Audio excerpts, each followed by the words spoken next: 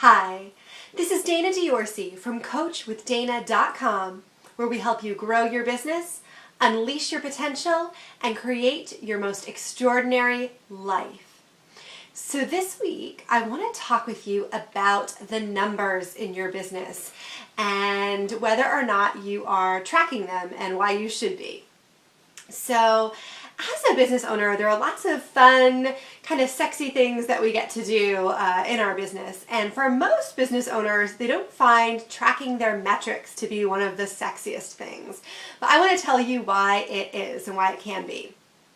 So there are two reasons why it's so important to track the numbers in your business. And this isn't just your financials, certainly that's a part of it, and we'll talk a little bit more about those in some future videos, but I want to even focus more on some of the other metrics in your business.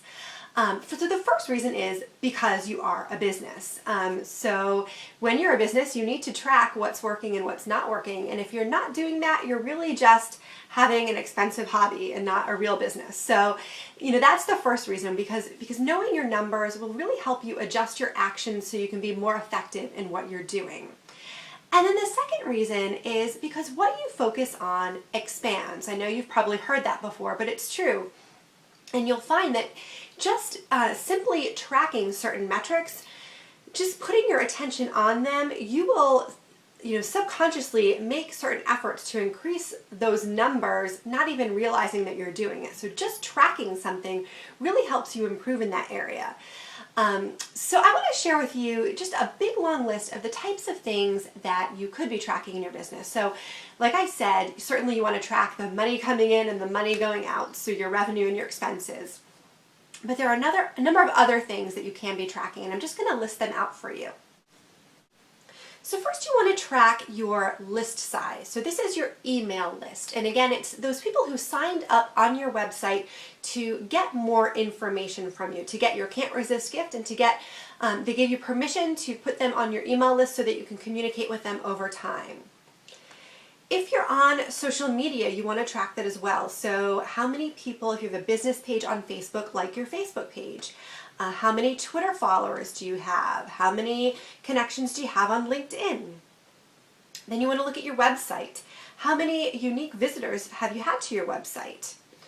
Of those unique visitors, how many have opted in to your list? So what you do with that is you create your opt-in conversion. So for example, if 100 people come to your site and 10 people opt into your email list, your opt-in conversion rate is 10%.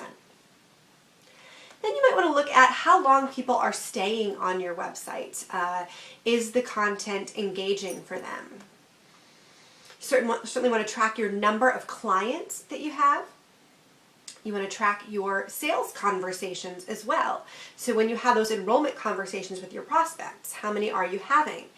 And then what you'll want to track from that is how many are converting. So for example, you say you have 10 sales conversations this month, and 5 people end up enrolling in your coaching program, your conversion rate is 50%. Then you want to look at maybe some other things. So if you have an e-zine, a weekly email like I do, what is your open rate for that e-zine?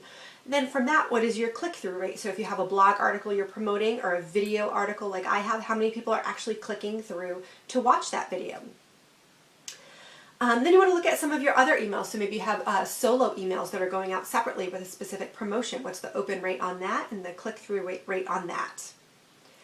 Then you want to look at any offers you have. So if you have a specific program or maybe a group program or a product that you're launching, and look at your conversion rates for that. So for example, say you have a teleseminar where you're previewing a new program, and 100, I'm using a lot of round numbers here, but say 100 people opt into that, and from those people, let's say 7 people sign up for your program. So your conversion rate for that would be 7%.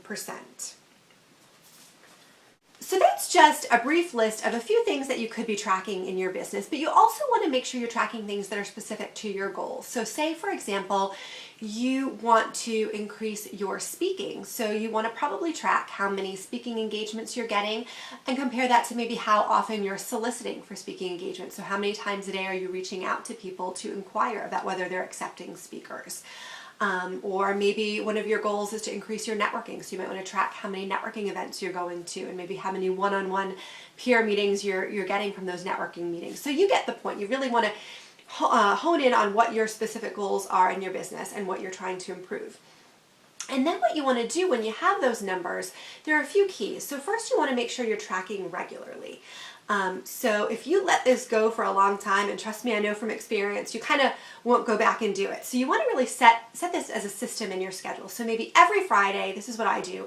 I have a list of things I track. I go in on Friday, I fill in the numbers. It takes me maybe 10 minutes, maybe 15 minutes tops, but it's easy and doable and manageable.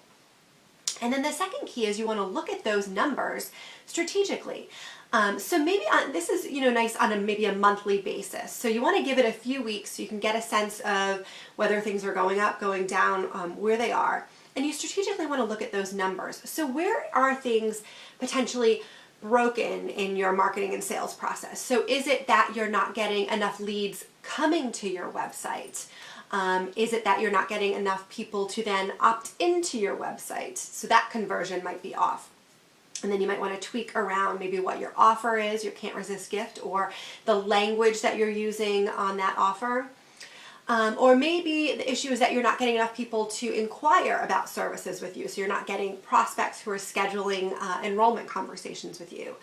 Or maybe you are getting those people, but you're not converting them. So what you want to strategically do is look at all of those numbers and really see where things are off a little bit. And then you can systematically improve those specific areas. And the key here is you really want to just tweak one thing at a time to see what could work. So maybe, like giving the example earlier on, maybe you have a lot of people coming to your website and the opt-in is not converting. So you want to maybe play around with the marketing language that you use for the opt-in. Maybe you want to add in a pop-up box that really, as people are leaving the site, calls their attention to your can't resist gift. Or maybe you want to really readdress what that can't resist gift is in the first place and whether it's attractive to people. So you want to really strategically and systematically approach things and tweak them based on the numbers of your business. And that's really why I think numbers can be sexy, is because it really gives you the power and gives you the information to make better decisions in your marketing. So I hope you liked this week's success strategy and that you now see how numbers can be sexy.